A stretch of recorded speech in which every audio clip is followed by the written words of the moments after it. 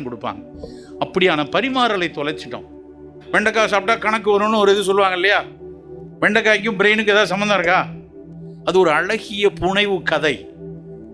கணக்கில் 100 வாங்கினா வெண்டைக்காய் சாப்பிட்றா அப்படின்னு என் பாட்டி சொல்லி தான் கொடுத்தாங்க. ஆனாலும் நான் 94 தான் வாங்கினேன். ஆனால் வெண்டைக்காய் சாப்பிட்டா கணக்கு வரும்னு ஒரு கதை தான், ஒரு புனைவு தான்.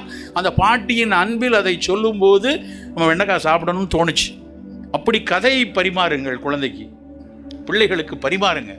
ஆடி பாடி மகிழ்ந்து கொடுக்கணும். நேரம் இல்லை எனக்குள்ள பிள்ளைகளெல்லாம் அங்கே சென்னையிலலாம் பெரிய பெரிய பணக்கார வீட்டில் ஏப்பரன் கட்டி ஏதோ ஐசியூக்கு ஆப்ரேஷன் போகிற மாதிரி உட்கார வச்சுருக்காங்க குழந்தைய. இங்கே துண்டை கட்டி இங்கே கட்டி இங்கே சந்திராகாந்தோடைய ஒக்கல். தமிழில் ஒக்கல்னால் இடுப்பு பகுதியில் அப்படி அணைத்து இருக்குது. திருக்குறளே சொல்லியிருக்கான். ஒக்கல் என்றால் அரவணைத்திருத்தல். யாரெல்லாம் பார்க்கணுன்னு 5 பேரை பாதுகாக்கணும்னு திருவள்ளுவர் சொல்கிற இதில் ஒக்கல் என்று ஒரு இடம் இருக்குது. அந்த ஒக்கல்ல வச்சு கொடுக்குற சாப்பாடு கொடுக்குற